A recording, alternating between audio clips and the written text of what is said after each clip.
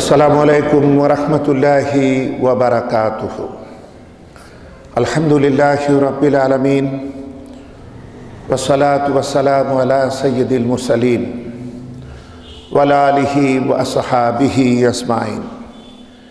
আউযু বিল্লাহি মিনাশ শাইতানির রাজীম। বিসমিল্লাহির রাহমানির রাহিম। ইয়া আইয়ুহাল্লাযীনা আমানু কুতিবা আলাইকুমুস সিয়াম কামা কুতিবা আলাল্লাযীনা মিন ক্বাবলিকুম লাআল্লাকুম তাত্তাকুন। আমরা মহান আল্লাহ রব্বুল ইজ্জত ওয়াল জালালের একান্ত অনুগ্রহের শুকরিয়া জানাই, যিনি আজকের এই পবিত্র জুমাবারে, যে জুমাকে এই উম্মাতের ঈদ বলা হয়েছে, এরকম একটি সুন্দর সময় আমাদেরকে তার পবিত্র ঘরে আসবার সুযোগ দিচ্ছেন আল্লাহ পাক। এজন্য আমরা প্রাণ ভরে পড়ি আলহামদুলিল্লাহ। সম্মানিত দ্বীনী ভাইয়েরা, মাহে রমাদানের 3 ভাগের 2 ভাগ চলে যাচ্ছে। আমরা মূলত লাইলাতুল কদরের যে মহিমান্বিত সম্ভাব্য ক্ষণ,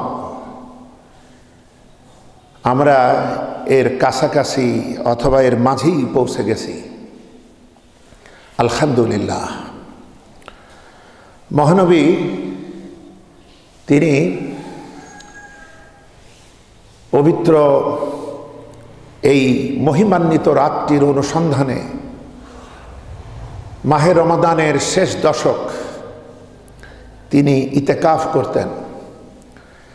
সাহাবীরা তার সঙ্গে ইতেকাফ করতেন, তার স্ত্রীরাও ইতেকাফ করতেন।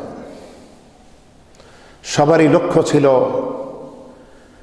যে এই সাধারণ ক্ষমার এই মহান রাত, জীবনের যত গুনাহ হয়েছে সবগুলা থেকে মুক্তি পাওয়ার রাত, ইবাদতের ত্রুটি বিচ্যুতি যা হয়েছে তা থেকে ক্ষমা পাওয়ার রাত, তওবা কবুলের রাত, ইবাদত কবুলের রাত। এই রাতটিকে তারা লাভ করবে। সহিহ আল বুখারীতে বেশ কিছু হাদিস এসেছে। হযরত আয়েশা সিদ্দিকা রাদিয়াল্লাহু তাআলা আনহা বর্ণনা করেছেন, মহানবী বলেছেন যে তোমরা মাহে রমাদানের শেষ দশকে লাইলাতুল কদর অন্বেষণ করো। আরেকটি হাদিসে এসছে শেষ দশকের বেজোড় রাতে লাইলাতুল কদর অন্বেষণ করো। আমাদের আম্মাজান হযরত আয়েশা সিদ্দিকা রাদিয়াল্লাহু তাআলা আনহা বলেছেন, মাহে রমাদানের এই শেষ দশকটা এলেই মহানবী নিজের লুঙ্গিটা কষে বাঁধতেন যাতে বেশি বেশি ইবাদত করা যায়। সারা বছরে সারা রাত তিনি আর কখনোই জাগতেন না, এই 10 রাত ছাড়া। তিনি এই 10টি রাত সারা রাত জেগে থাকতেন, নিজে ইবাদত করতেন এবং পরিবার বর্গকে তিনি ঘুমাতে দিতেন না, তাদেরকে উৎসাহিত করতেন ইবাদতের জন্য এবং তারাও উৎসাহিত হতো। সাহাবারা তার ডাকে সাড়া দিয়েছে। আবু সাঈদ খুদরি রাদিয়াল্লাহু তাআলা আনহু বর্ণিত একটি হাদিস বুখারী ও মুসলিম এসছে, বেশ বারবার এসছে। তিনি বলেছেন, আমরা মহানবীর সাথে প্রথম দশকে ইতেকাফ করি। এরপরে হযরত জিবরিল আলাইহিস সালাম এসে বললেন লাইলাতুল কদর আসলে সামনে। এরপরে আমরা দ্বিতীয় দশকে ইতেকাফ করি। এরপরে হযরত জিবরিল আলাইহিস সালাম এসে বললেন লাইলাতুল কদর সামনে। তখন মহানবী সবাইকে বললেন, তোমরা যারা আমার সাথে ইতেকাফে ছিলে এই দশকটাও তোমরা ইতেকাফে থাকো। আমরা চিন্তা করতে পারি যে তারা এত ব্যস্ততা তাদের জীবনে ছিল, একটা যুদ্ধের চাইতে ব্যস্ততা, অর্থনৈতিক বিড়ম্বনা, না খেয়ে থাকা, কত আঘাতে ক্ষতবিক্ষত, ঠিকমতো চিকিৎসা না মেলা। এই সাহাবীরা কীরকম আবার এতখানিতে এক দুনিয়া বিমুখ কেমনে ছিল? কারণ তাদের লক্ষ্য ছিল আখেরাত। তারা দুনিয়ার জন্য দুনিয়া পালন করেননি, তারা আখেরাতের জন্য দুনিয়ার যেটা প্রয়োজন সেটা করেছেন। আমাদের এখানেই পার্থক্য, আমরা দুনিয়ার জন্য দুনিয়া কামাই করি, যে কারণে আমাদের সময় নাই। আমাদের কোনো ভালো কথা বললে সময় নাই, ভাল লাগে না, আমার কি আর এত সময় আছে? বন্ধুগণ, আসলে আমরা যারা দুনিয়ার জন্য দুনিয়া কামাই করি তাদের আখিরাতের জন্য সময় নাই। তাহলে সময় তো ঠিকই 24 ঘন্টা আছে, সেটা কিসের জন্য? সেটা ওই দুনিয়ার জন্যই। সুতরাং যারা যে উদ্দেশ্যে কাজ করে সেই উদ্দেশ্য বাস্তবায়নে তার সময়, সুযোগ, শক্তি সে ঠিকই বার করে নেয়। তো মহানবী যখন 20 দিন চলে যাওয়ার পর, এমনকি সাহাবীদের অনেকেই বাসায় চলে গেছে, তিনি নির্দেশ দিলেন, তোমরা যারা আমার সাথে ইতিকাফে ছিলে তোমরা ফিরে আসো, আমার সাথে আবার ইতিকাফ করো। আমি লাইলাতুল কদরের তারিখটা আমি ভুলে গেছি, কিন্তু আমাকে একটা স্বপ্ন দেখানো হয়েছে, সেই স্বপ্নটা আমার মনে আছে। সেটা হলো, আমি দেখেছি লাইলাতুল কদরের রাতে আমি কাদা পানির মধ্যে সিজদা দিচ্ছি, এবং সেটা এই শেষ দশকে। সাহাবারা আবার এলেন এবং হযরত আবু সাঈদ খুদরি রাদিয়াল্লাহু তাআলা আনহু বর্ণনা করছেন যে নবীজি যখন এই বক্তব্য দেন তখন আকাশে কোনো মেঘ ছিল না। এরপরে রাতের বেলায় আমরা সব ইতিকাফে, এরপরে হঠাৎ করেই মেঘ এলো এবং ফজরের সালাতে প্রচণ্ড বর্ষণ হলো। মসজিদের ছাদে ছিল, ছাদ তৈরি ছিল খেজুর পাতার, খেজুর পাতা দিয়ে গলে গলে বৃষ্টি বর্ষিত হয়ে মসজিদ কাদা হয়ে গেল। নামাজ শেষে চেয়ে দেখলাম রাসূলের নাক এবং কপালে কাদা লেগে আছে। এটা ছিল 21শে রমজানের রাত। তো বিষয় হলো, লাইলাতুল কদরের এই রাতটা পরিবর্তন হয়, যেজন্য সতর্কতার দাবি এইটা যে শুধু 27 নয়, বরং শুধু 27 মনে করে আমরা যারা অতিরিক্ত গুরুত্ব দেই তাদের এটা হারানোর সমূহ চান্স রয়েছে, তারা হারাবেন, এটাই সম্ভাবনা বেশি।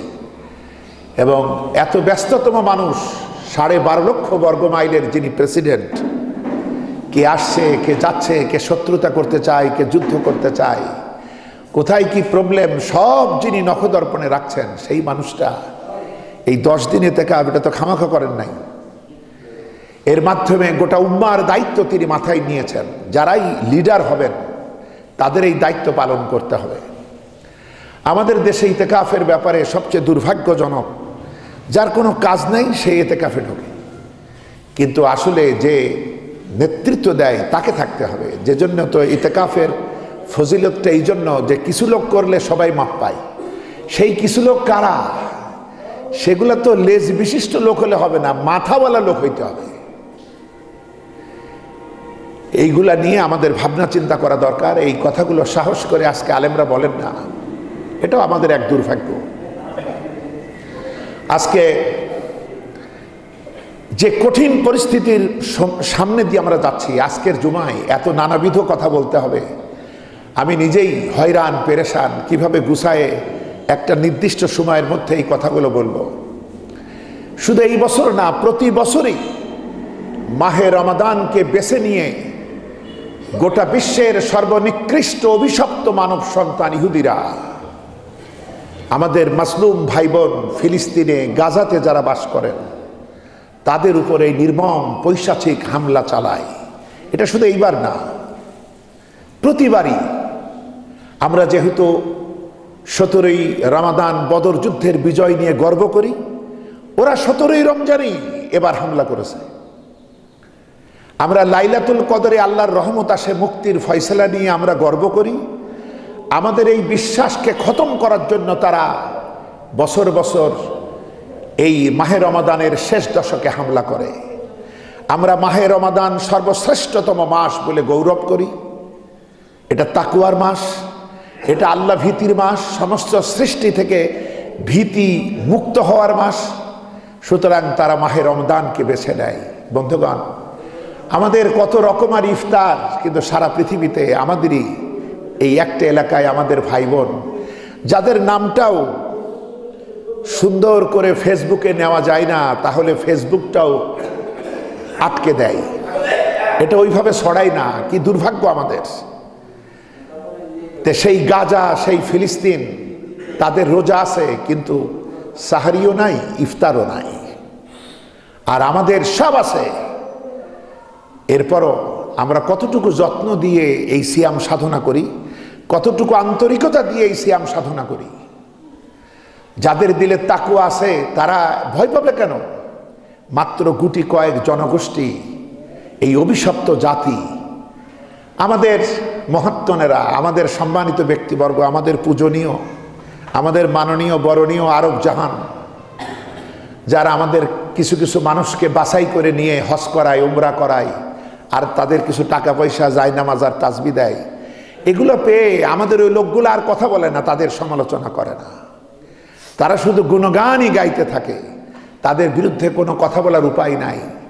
আমাদের কাজ ইহুদিদের বিরুদ্ধে কথা বলতে হয়, এটাই এখন নিরাপদ মনে হয়। কিন্তু ইহুদিরা তো তাদের কাজই করছে। ইহুদিদের বিরুদ্ধে গাল দিয়ে আমরা করব কি? সবাই বলছে দোয়া করি, তারা নিশ্চিহ্ন হোক, এ হোক তা হোক। এ দোয়া কি আজ থেকে হয়? এই দোয়া কি আল্লাহ কবুল করবেন? তারা তাদের দায়িত্ব পালন করছে। তাদের কি দায়িত্ব? কোরআনে কারীমে সূরাতুল মাইদা ৮২ নম্বর আয়াত, লা তাজিদান্না আশাদ্দান নাসি আদাওয়াতাল লিল্লাযিনা আমানুল ইয়াহুদা ওয়াল্লাযিনা আশরাকু। মানব জাতির মধ্যে নিশ্চয়ই ইমানদারদের বড় শত্রু দুইটা। একটি হচ্ছে ইহুদি, আর একটি হলো মুশরিক। এই যে মাত্র এই সপ্তাহেই তো এই দেশে সংখ্যালঘু নির্যাতিত হচ্ছে, সংখ্যালঘুদের শান্তি নাই। আমেরিকাকে বোঝাচ্ছে কারা?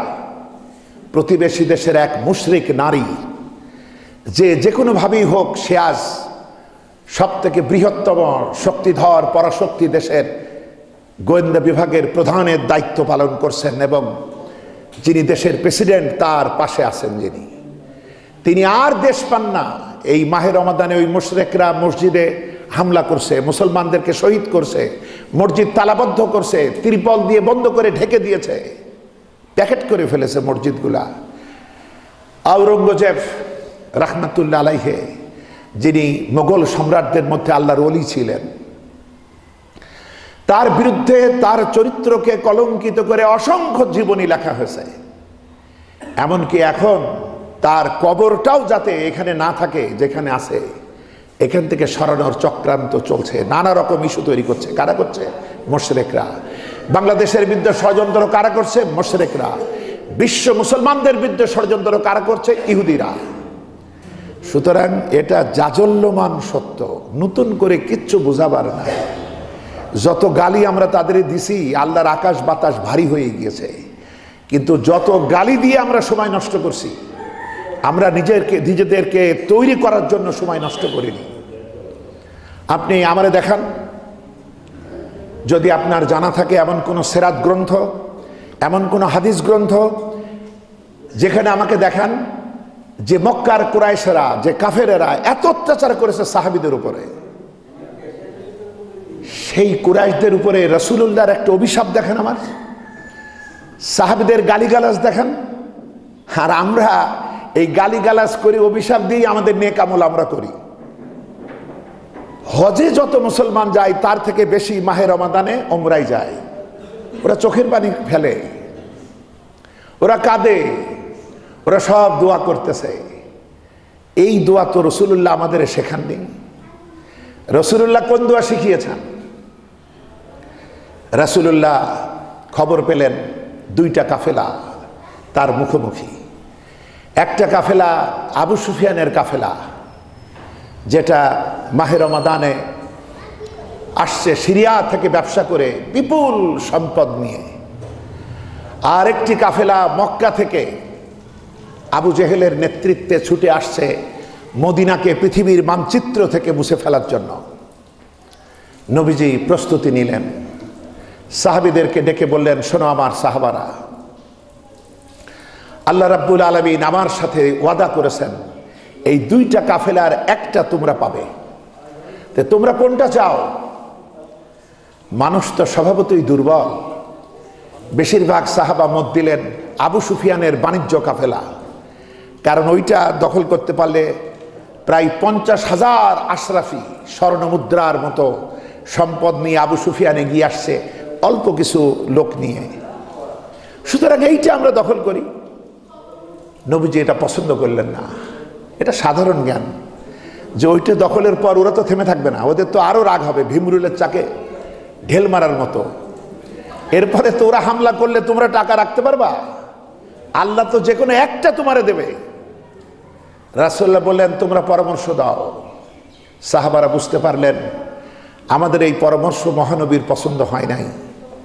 তখন তারা চিন্তা করলেন সামনে যুদ্ধ অবধারিত, কিন্তু মানুষ এত কম, অস্ত্রপাতি বর্ম সৈন্য সামন্ত ঘোড়া এবং উট এত সামান্য। এটা আজকের দুনিয়ার দৃষ্টি এটা একটা পাগলামি, যে এরা কি পাগল হয়ে গেল, এরা কি উন্মাদ। কিন্তু এরা বিগত 13 বছর আর মদিনার এই প্রায় 1.5 বছর, 2 বছরও তখন হয়নি, রাসূলের এই প্রশিক্ষণপ্রাপ্ত সাহাবারা নবীজির মেসেজ বুঝে ফেললেন। নবীজির চেহারায় চিন্তার রেখা। তিনি ভাবছেন যে আমি কেমনে এই সাহাবীগুলাকে এইরকম অবস্থায়, মক্কার এই দুর্ধর্ষ কুরাইশেরা যুদ্ধবিদ্যায় আগে থেকেই পারদর্শী, মদিনার আনসারীরা যুদ্ধ করে নাই, তাদের যুদ্ধের উপর অভিজ্ঞতা নাই, কিভাবে এটা করব। পাশাপাশি মক্কার মুহাজির সাহাবীরা অল্প কজন, মাত্র 86 জন। আমি যখন অবাক হই যে মাক্কি সূরা সংখ্যা কোন কোন বর্ণনা এসছে মাক্কি সূরা হচ্ছে 86টা, এবং বদরের যুদ্ধে বাছাই হলো 86টা এই মাক্কি সাহাবী। সুবহানাল্লাহ, চিন্তা করেন কত দিকে এর দিগদর্শন, কত রিসার্চ করা দরকার আমাদের। আর বাকিগুলো মাদানী সাহাবী। মাক্কি সাহাবীদের পরীক্ষা ছিল সবথেকে মারাত্মক, কারণ লড়াই করতে হবে কার বিরুদ্ধে? পিতা মুসলমান হয়েছে, সন্তানগুলো হয় নাই। সন্তানগুলো আবু জেহেলের নেতৃত্বে ছুটে এসেছে জিহাদের ময়দানে। আমি বাপ হয়ে সন্তানের উপর অস্ত্র চালাতে হবে। আবার কোন সন্তান মুসলমান হয়েছে, বাপ হয় নাই, সন্তান হয়ে পিতার মোকাবেলা করতে হবে, ভাই হয়ে ভাইয়ের মোকাবেলা করতে হবে। এভাবে চাচা, ফুপা, খালু, কত আপনজন, কারো শ্বশুর, কারো জামাই। তো স্বাভাবিক কারণেই মুহাজির সাহাবীদের জন্য ছিল এটা ভয়াবহ পরীক্ষা। মদিনার জন্য ভয়াবহ, কারো তুলনায় কোনোটা কম না। একদিকে তারা বিগত দিনগুলাতে নিজেদের অস্তিত্বের কে হুমকির মুখে ফেলে মহানবী এবং সাহাবাদেরকে আশ্রয় দিয়েছে। এখন শেষ ফয়সালা যুদ্ধ করতে হবে। এ যুদ্ধে দেখাই তো যাচ্ছে পরাজয় নিশ্চিত। পরাজয় মানে জীবনটাই শেষ হয়ে যাবে, কারণ পিছনে আসার তো সুযোগ নাই। সাহাবাদেরকে তো এভাবেই তৈরি করা হয়েছে, যতক্ষণ জীবন আছে ততক্ষণ তো লড়তে হবে। সবার পরীক্ষাই ছিল কঠিন। মহানবী হচ্ছেন লিডার, তিনি চিন্তিত আছেন যে কিভাবে আমি এদেরকে অগ্রসর করব। রাসূলের এই চিন্তিত চেহারা দেখে মুহাজির সাহাবীদের মধ্য থেকে রাসূলের এক বর্ষিয়ান সাহাবী হযরতে মিকদাদ বিন আমর রাদিয়াল্লাহু তাআলা আনহু দাঁড়িয়ে গেলেন। দাঁড়িয়ে তিনি একটা সংক্ষিপ্ত বক্তব্য দিলেন মহানবী এবং সাহাবীদের উদ্দেশ্যে। তিনি বললেন, ইমজি বিনা ইয়া রাসূলুল্লাহ হাইসুমা তাশা হাইসুমা আমারাকাল্লাহ। হে আল্লাহর রাসূল, আপনি কিসের চিন্তা করেন? আপনি আমাদেরকে সেদিকেই নিয়ে চলুন যেদিকে আপনার খুশি। সুবহানাল্লাহ, আপনি আমাদেরকে সেদিকেই নিয়ে চলুন যেদিকে আপনার রব, আপনার আল্লাহ আপনাকে নির্দেশ করেন। আপনি আমাদেরকে সেদিকেই নিয়ে চলুন। ইন্না লা নাকুলু লাকা কামা ক্বালাত বানু ইসরাঈল লি মূসা ফাযহাব আনতা ওয়া রাব্বুকা ফাকাতিলা ইন্না হাহুনা কাঈদুন। আমরা মুসার উম্মতের মতো প্রতিপক্ষ শক্তিকে দেখে ভয়ে এই কথা কখনোই বলবো না যেটা মুসার কওম মুসাকে বলেছিল যে মুসা, তুমি এবং তোমার আল্লাহ মিলে যুদ্ধ করো, আমরা পিছনে বসে তামাশা দেখি, আমরা মজা দেখি, তোমরা দুজনে মিলে যুদ্ধ করো। এই কথা কখনোই আমরা বলবো না, বরং বাল ইযহাব আনতা ওয়া রাব্বুকা ফাকাতিলা ইন্না মাআকুমা মুকাতিলুন। আপনি এবং আপনার আল্লাহ অগ্রসর হন, আমরা সর্বদাই আপনার সাথে থাকব, যুদ্ধ করব ততক্ষণ পর্যন্ত মাদা মাতা আইনুম মিন্না তাতাররাফ, যতক্ষণ আমাদের চোখের তারা নড়ে, যতক্ষণ আমাদের চোখের পাতা নড়ে, ততক্ষণ পর্যন্ত আমরা আপনার হয়ে ইসলামের জন্য লড়াই করব। সুবহানাল্লাহ। মহানবীর চেহারার দুশ্চিন্তা চলে গেল, নবীজির হাসি মুখ দেখা গেল, তার পবিত্র চেহারা উদ্ভাসিত হলো। এরপরে তিনি তাকালেন আনসারদের পানে। আনসারী সাহাবীদের পক্ষ থেকে একজন দাঁড়িয়ে গেলেন, আনসার সর্দার হযরত সাদ বিন মুআয রাদিয়াল্লাহু তাআলা আনহু দাঁড়িয়ে গেলেন। দাঁড়িয়ে তিনি বলছেন, ইয়া রাসূলুল্লাহ, আপনি বোধহয় আমাদের মতামত জানতে চান। আপনি আমাদেরকে নিয়ে যদি সাগরে ঝাঁপায়ে পড়তে বলেন, আমরা তাই ঝাঁপিয়ে পড়ব। আপনি যদি আমাদের ওই ভয়াবহ দুর্গম অঞ্চল, সেই সমস্ত এলাকায় যদি নিয়ে যান, তাও আমরা আপনার সাথে যাব। হুজুর, আপনি অগ্রসর হন, আমরা সর্বদাই আপনার সাথে আছি। আপনার সাথে থাকতে গিয়ে যত বিপদ আপদ মুসিবত আসুক, আমরা হাসি মুখে গ্রহণ করব। এই বক্তব্য শোনার পর মহানবী বললেন, কুমু ইলা জান্নাতিন আরদুহাস সামাওয়াতু ওয়াল আরদ। চলো, তোমাদের অবস্থা যখন এমন, চলো সেই জান্নাতের দিকে যাই, যেই জান্নাতের প্রশস্ততা, যে জান্নাতের বিশালতা আকাশ ও জমিনের চাইতে বেশি। বলেন সুবহানাল্লাহ। চলো সেই জান্নাতের দিকে যাই। মহানবীর এই মজলিসে বক্তব্য শুনছিলেন এক তরুণ সাহাবী, যার নাম ছিল হযরতে উমাইর, হযরতে উমাইর বিন হুমাম রাদিয়াল্লাহু তাআলা আনহু।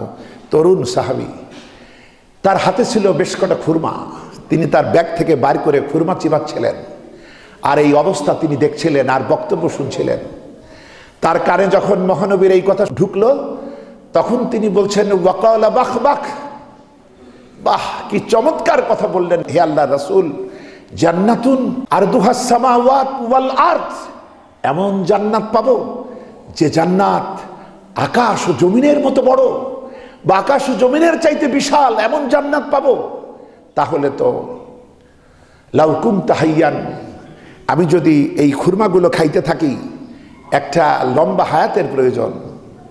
তিনি হাতের খুরমা ছুঁড়ে ফেলে দিলেন এবং জিহাদের ময়দানে ঝাঁপিয়ে পড়লেন।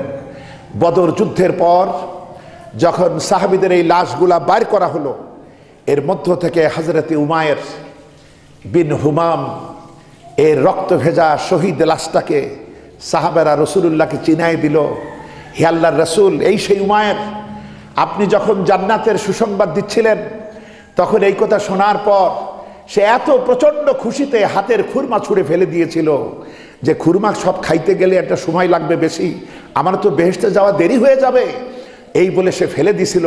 হুজুর, এই সেই উমাইর। মহানবী উমাইরের লাশের দিকে তাকিয়ে বলেন, উমাইর ইন্নাকা মিন আহলিহা, ও উমাইর, নিশ্চয়ই তুমি সেই জান্নাতের অধিবাসী। সুবহানাল্লাহ। বন্ধুগণ, এইভাবে ত্যাগ করা হয়েছে। বদরের ময়দানে উপস্থিত হওয়ার পর মহানবী রাত্রে ঘুমাননি।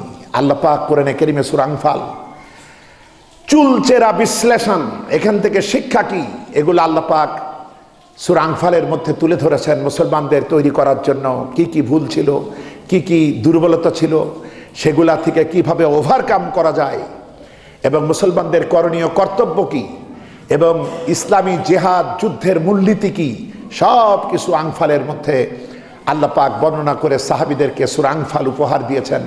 এজন্য সূরা আনফাল হলো জিহাদের সূরা, এটা বদরের সূরা, যেটা বদরের পর নাজিল হয়েছে। এখানে আল্লাহ পাক নিজে বলেছেন যে, বহু বর্ণনা তিনি করেছেন মুমিনদের কিভাবে বিজয় হলো, তাদের এই সাচ্চে ঈমান এবং তাকওয়া আর আল্লাহর প্রতি তাওয়াক্কুল। একদিকে নিখুঁত ঈমান, অপরদিকে আল্লাহ ছাড়া কারো প্রতি ভয় না থাকা, আর আল্লাহর প্রতি ভরসা। এইটা তাদের জীবনকে এমনভাবে করলো, ইন্নামাল মুমিনুনা আল্লাযীনা ইযা যুকিরাল্লাহু ওয়াজিলাত কুলুবুহুম ওয়া ইযা তুলিয়াত আলাইহিম আয়াতুহু যাদাতুহুম ঈমানা ওয়া আলা রাব্বিহিম ইয়াতাওয়াক্কালুন। সূরা আনফালের 2 নম্বর আয়াত। ইমানদার কারা? ইমানদার হচ্ছে তারা যাদের সামনে আল্লাহকে স্মরণ করা হলে তাদের দিল কাঁপতে থাকে, এত শিহরণ জাগে তাদের দিলে। আর তাদের সামনে যখন কোরআনে কারীমের আয়াত তেলাওয়াত করা হয় তাদের ঈমান আরো বেড়ে যায়, সুবহানাল্লাহ। আর তারা আল্লাহর প্রতি, একমাত্র আল্লাহর প্রতি ভরসা করে। এরা হচ্ছে ইমানদার। এইভাবে পরিচয় দেওয়া হয়েছে বন্ধুগণ। এরপরে আমাদেরকে বলা হচ্ছে, শোনো, তোমরা যারা চুপ করে আসো, এই যে আজকে গাজার উপরে হামলা হয়, ফিলিস্তিনে হামলা হয়, আমাদের আরব জাহানের কিছু কিছু দেশ দাইসারা গোছের একটা বিবৃতি দিছে। বিবৃতি দেওয়া, প্রতিবাদ করা, এটা দুর্বলদের কাজ, এটা জনগণ করবে। তোমরা যে শত্রুদের কাছ থেকে এত অস্ত্র কেন, কোটি কোটি এবং বিলিয়ন বিলিয়ন ডলারের অস্ত্র কেন, ওইগুলো এখন স্টার্ট হয় না কেন? তোমরা তো কি কথা বলবা, কি প্রতিবাদ করবা? এগুলো শুনতে শুনতে ইসরায়েলের কানে ঘা হয়ে গিয়েছে। বন্ধুগণ, আমরা আসলে মুনাফিকিকে আঁকড়ে ধরেছি। আপনি খোঁজ নেন, বই খাতা কলমে আরবের সাথে ইসরায়েলের খুব একটা ভালো সম্পর্ক না, কারণ আজও সৌদি আরব ইসরায়েলকে রাষ্ট্রীয় স্বীকৃতি দেয় নাই। তাহলে দেখতে মনে হয় হ্যাঁ, উনি ইসরায়েলকে পছন্দ করেন না। অথচ একটা মাত্র দেশ যদি মুসলমানদের পক্ষে সোচ্চার হয়, এই দেশটাই পারে, এই সৌদি আরবই পারে সারা পৃথিবীর সমস্ত মুসলিম উম্মাহকে এক করতে। সারা বিশ্বের হৃদয় কুড়িয়েছে তারা। আজকে মক্কা এবং মদিনার জন্য আমরা তাদেরকে এত বিশ্বাস করি, অথচ তারা এই সময় চুপ থাকে, তারা প্রতিবাদ করে। প্রতিবাদ করে তো ছোট লোকেরা, বেশি ঘেউ ঘেউ করে তো নেড়ি কুকুররা। এরা ঘেউ ঘেউ করে, এরা একটা প্রতিবাদ করলো। প্রতিবাদ তোমার মানায়? বন্ধুগণ, এরা আমাদের হাজার হাজার বছরের প্রমাণিত দুশমন। আর কি অপরাধ করলে আমরা চিনব তাদের? আচ্ছা, আপনি নামাজ পড়ছেন, হঠাৎ যদি সাপ দেখেন কি করবেন? আরো ভক্তি করে নামাজ পড়বেন নাকি? আপনি নামাজ ভেঙেই সাপটা মারবেন, কারণ সাপটা হলো প্রমাণিত দুশমন। তাহলে আজকে মানব জাতির অবিসংবাদিত দুশমন যে ইহুদি এবং মুশরিকরা, বিশেষ করে যারা ইহুদিবাদ, ইহুদি ধর্মের লোকেরা আমাদের দুশমন না। ইহুদিবাদ, জাইনিজম যেটাকে বলে, যারা তাদের মন গড়া লোভকে বাস্তবায়ন করার জন্য তারা এইভাবে যুদ্ধ চাপায়, ষড়যন্ত্র করে, এর একটা জাত। যেমন আমরা মুসলমান, অনেকেই সবাই মুসলমান, কিন্তু এর ভিতরে একটা শ্রেণী আছে না, নাস্তিক, যারা ইসলামের সর্বনাশ ডেকে আনে। ওই জাইনিজমের যারা সদস্য, এরা ইহুদি ধর্ম মানে না। তারা তাদের ব্যক্তি স্বার্থে তারা সারা পৃথিবীকে তারা ডোমিনেট করতে চায়, সারা দুনিয়ায় রাজত্ব করতে চায়। এই লোকগুলার আপনি দেখেন, গাজারের ঘটনায় ফিলিস্তিনেও প্রতিবাদ হয়েছে। ওরা হলো ধার্মিক ইহুদি, ওদের বিরুদ্ধে আমরা কথা বলি না। এই যে যখন প্রতিবেশী দেশের এরা যখন আমাদের উপর চাপায়, আমরা কি ভারতের হিন্দুদের উপর রাগ করি? না। ওই সমস্ত ধার্মিক জনগণের উপর আমাদের কোনো বিদ্বেষ নাই। ওই রকম ইহুদিবাদ, ওই রকম হিন্দুত্ববাদ আর ওই রকম খ্রিস্টবাদ, এগুলোই মানবতার দুশমন। এই মতবাদ, এই মতবাদের ধারক বাহু যারা, তারাই আজকে দুনিয়া চালায়। এই বিষয়টা ক্লিয়ার হতে হবে। একজন হিন্দু আমার দুশমন না, একজন ইহুদি আমার দুশমন না, একজন খ্রিস্টান আমার দুশমন না, কিন্তু যারা ধর্মের বাইরে নিজেরা ধর্ম তৈরি করেছে এবং এটাকে পবিত্র জ্ঞানে তারাই ষড়যন্ত্র করছে, এরা হলো মানবতার দুশমন। সুতরাং আর কি প্রমাণ লাগবে তাদের বিরুদ্ধে যুদ্ধ করার জন্য? বরং কিছু কিছু আরব দেশ আবার তাদের সহযোগিতাও করে। বন্ধুগণ, সুতরাং আমি বলছি, ইহুদিদের গাল দিয়ে কি করব? আমরা নিজেদের সংশোধনের কাজ করা দরকার। মুখোশধারী, ঘোমটাধারী, লেবাসধারী যে লোকগুলো আজকে মুসলিম উম্মার বুকের উপরে বসে আছে, এই লোকগুলা যদি মুসলিম হতো তাহলে আজকে এই দুঃসহ পরিস্থিতি আমাদেরকে দেখতে হতো না। এবার আসুন দোয়ার ব্যাপারে। রাসূলুল্লাহ এইবার দোয়া করছেন, সব রেডি করেছেন, সব কিছু নিয়ে তিনি বদরের ময়দানে এসে রব্বুল আলামিন সূরা আনফালে বলছেন, আমি সাহাবীদেরকে ঘুম দিলাম, আমি তোমার সাহাবীদেরকে ঘুম দিলাম যেমন তারা বাড়িতে ঘুমাতো, কারণ তাদের তো এনার্জি লাগবে। শুধু একজন ঘুমাই নাই, সে হচ্ছে মহানবী সাল্লাল্লাহু আলাইহি ওয়াসাল্লাম। সারা রাত ধরে তিনি দোয়া করেছেন। দোয়া করতে করতে হাত এত ঊর্ধ্বে তুলেছেন যে রাসূলের দুই বগলের শুভ্রতা নজরে পড়েছে, এত দূর তিনি তুলেছেন, এত কেঁদেছেন। তিনি শুধু বলেছেন, আল্লাহ তুমি আমাকে সাহায্যের ওয়াদা করেছো, তুমি যদি এই ময়দানে আমার যত শক্তি সব আমি এখানে মোতায়েন করেছি, এখানে যুদ্ধ হবে, তুমি যদি সেই ওয়াদা পালন না করো, তুমি যদি সাহায্য না পাঠাও, তাহলে এই জমিনে আল্লাহ বলার মতো আর কেউ থাকবে না। তিনি সারা রাত দোয়া করেছেন, ইবাদত করেছেন, আল্লাহর কাছে সাহায্য চেয়েছেন। তো নিয়ম হলো মোমেনের শক্তি যেখানে শেষ হয়, আল্লাহর শক্তি সেখান থেকে শুরু হয়। তা আমরা কেউ মাঠে নামবো না, আমরা কেউ উমরায় গিয়ে বসে আছি, কাবা ঘরে ধরে কাঁদছি, কেউ মসজিদে কাঁদছি, কেউ ঘরে কাঁদছি, কেউ কাঁদছি, কেউ আমরা মাঠে নামবো না। এই দোয়া আমাদের শেখালো কে? মহানবী বদরের ময়দানের দোয়া বদরে করেছেন, বদরের ফয়সালার দোয়া বদরের মাঠে করেছেন। বন্ধুগণ, আমরা কোথাও পাই না যে তিনি মদিনা থেকে দোয়া করতে করতে বেড়াইছেন, এটাও আমরা পাই না। আমরা এটাই পাই যেখানে দোয়া। এক পর্যায়ে হযরত আবু বকর টের পেয়ে বললেন, ইয়ার নবীকে জড়ায় ধরে বললেন, হুজুর যথেষ্ট হয়েছে, আর দরকার নাই, আমরা সব প্রস্তুত। এরপরে যুদ্ধ হলো, 70 জন কাফেরকে মেরে ফেলা হলো, তারা নিহত হলো, 70 জন কাফের বন্দী হলো, এবং এর ভিতরে 24 জন ছিল প্রধানতম নেতা, যারা প্রতিদিন রাসূলুল্লাহ এবং ইসলামের বিরুদ্ধে মক্কাতে তারা বড় বড় বৈঠকখানা, বড় বড় প্রাসাদ সাজিয়ে তারা অনবরত ইসলামের বিরুদ্ধে ষড়যন্ত্র করত। এই যুদ্ধেই আবু জেহেল শেষ হলো। কে হয় নাই? সব। রাসূলুল্লাহ যুদ্ধের ময়দানে 3 দিন ছিলেন, শেষ দিন এদের লাশগুলো টেনে হেসড়ে এখানকার এক পরিত্যক্ত কুয়ার ভিতরে ফেলে দেয়া হলো। এরপরে মহানবী কুয়ার দিকে তাকিয়ে লাশগুলার দিকে লক্ষ্য করে বলছেন, আল্লাহ পাক আমার সাথে যে ওয়াদা করেছিলেন আমি পাইছি, তোমাদের সাথে যে ওয়াদা করলো তা কি তোমরা পাইছো? হযরত উমর ছুটে এসে বলছে, ইয়া রাসূলুল্লাহ আপনি কার সাথে কথা বলেন? তো বলছে, এই যে বদর যুদ্ধে যে কাফেরগুলো মারা গেল তাদের সাথে, এই সমস্ত কাফের নেতাদের সাথে। হযরত উমর বলছে, হুজুর ওরা কে শুনতে পাচ্ছে? বলছে, তোমরা যেমন শুনছো তার থেকেও বেশি শুনছে ওরা আমার এই কথাগুলো। সুবহানাল্লাহ, আল্লাহ শোনাচ্ছেন। বন্ধুগণ, সুতরাং আমরা এগুলো হারাইছি। আজকে জান্নাত ছিল তরবারির ছায়ার নিচে, আজকে আমাদের জান্নাত তসবিহ দানার মধ্যে। ঠিক কি করে হবে? শের কি সারপে বিল্লি খেল রহি, বলছে বাঘের মাথার উপরে বিড়াল আজ খেলা করছে। কারণ মুসলমান আজকে তসবিহ দানার মধ্যে জান্নাত খোঁজে। বন্ধুগণ, আমাদের বেশিরভাগ আমলই আজকে হয়ে গিয়েছে ফেরেশতাদের আমল, গাছপালা তরুলতার আমল। আমি আল্লাহর খলিফা হিসাবে আমার কি আমল ছিল সেটা আমরা নাই, যে জন্যে আমাদের দোয়া কবুল হয় না। অথচ আল্লাহ কত নিকটে, আল্লাহ আমার কত কাছে, আমার থেকেও আল্লাহ আমার কাছে। বলেন সুবহানাল্লাহ। এই যে আল্লাহ পাক সূরা বাকারার ভিতরে মাহে রমাদানের যে আয়াতগুলো দিয়েছেন, এই আয়াতগুলো 183 থেকে 187 পর্যন্ত। এর মধ্যে 186তে একটা আয়াত আছে, ওয়াইজা সালাকা ইবাদি আন্নী ফাইন্নী করিব। ও নবী, তোমাকে প্রশ্ন করা হয় আল্লাহ কোথায়, আমি তো তোর নিকটেই। সুবহানাল্লাহ।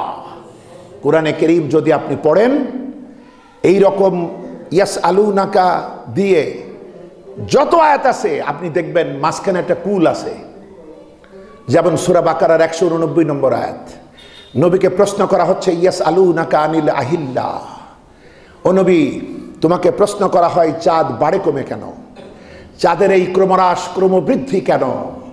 কুল হিয়া মাওয়াকিতুল লিন্নাস, তুমি বলো চাঁদকে আমি তোমাদের জন্য একটা চিরস্থায়ী ক্যালেন্ডার বানাইছি, যাতে বছর মাস দিন এবং হজের সময় তোমরা গুনে নিতে পারো। দেখুন এখানে মাঝখানে কুল। এইভাবে যদি আপনি পড়েন 219 নম্বর আয়াত, এখানে প্রশ্ন করা হচ্ছে, ইয়াসআলুনাকা আনিল খামরি ওয়াল মাইসির। ও নবী, তোমাকে প্রশ্ন করা হয় মদ এবং জুয়া সম্পর্কে। কুল ইসমুন কাবীরু ওয়া মানাফিউ লিন্নাস, তুমি বলো এর মধ্যে মানুষের জন্য কিছুটা উপকার থাকলেও ক্ষতি বেশি। এরপরে 219 নম্বর আয়াতে আবার প্রশ্ন এসছে, ও নবী, প্রশ্ন করা হয় আমরা কি খরচ করব? তুমি বলো প্রয়োজনের অতিরিক্ত সম্পদ আল্লাহর রাহে দান করো। 220 নম্বর আয়াতে প্রশ্ন করা হচ্ছে ইয়াতিমের সাথে কি ব্যবহার করব? ইয়াসআলুনাকা আনিল মাহিদ, তুমি বলো, ভালো ব্যবহার করবা। 222 নম্বর আয়াতে প্রশ্ন করা হচ্ছে নারীদের মাসিক অসুখ সম্পর্কে কি বিধান। আল্লাহ বলছেন তুমি বলো এটা অসুচি। ঠিক এভাবে প্রশ্ন করা হচ্ছে হারাম মাসে যুদ্ধ সম্পর্কে, সূরা বাকারার 217 নম্বর আয়াতে, তুমি বলো এটা ভীষণ অন্যায়।